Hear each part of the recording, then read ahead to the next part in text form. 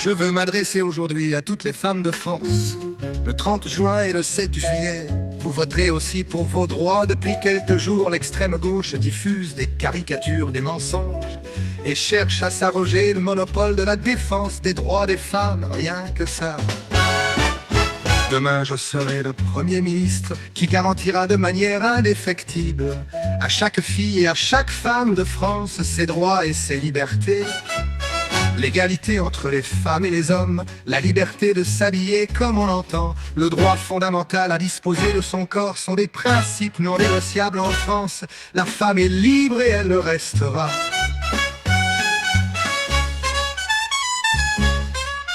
À l'Assemblée nationale, nos députés se battent au quotidien pour obtenir des avancées, et je souhaite qu'ils continuent de le faire.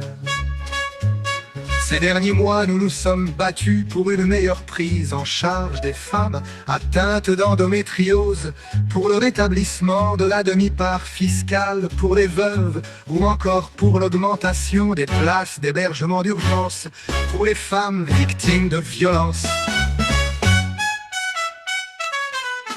Nos députés ont aussi fait voter un amendement visant à renforcer la lutte contre les pratiques de mutilation sexuelle.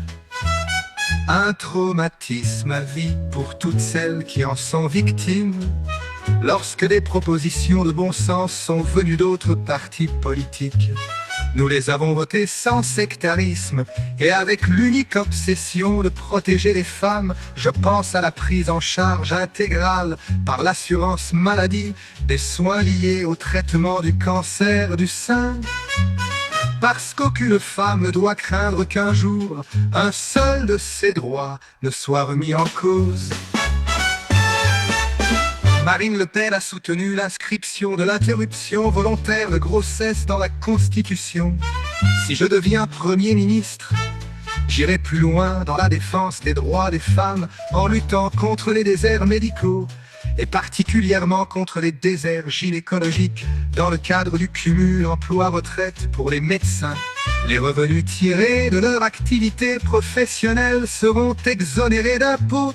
Cette mesure, parmi d'autres incitatives, doit permettre d'accroître l'offre de santé partout en France.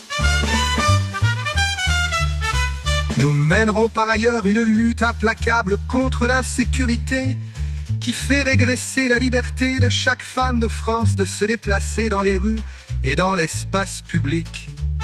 Nous reprendrons le contrôle de notre politique migratoire en expulsant les délinquants et criminels étrangers, en instaurant des peines planchées, en renforçant sévèrement les sanctions contre les violences faites aux femmes. Jamais aucune femme ne devrait craindre de sortir dans les rues de notre pays, quelle que soit l'heure du jour ou de la nuit.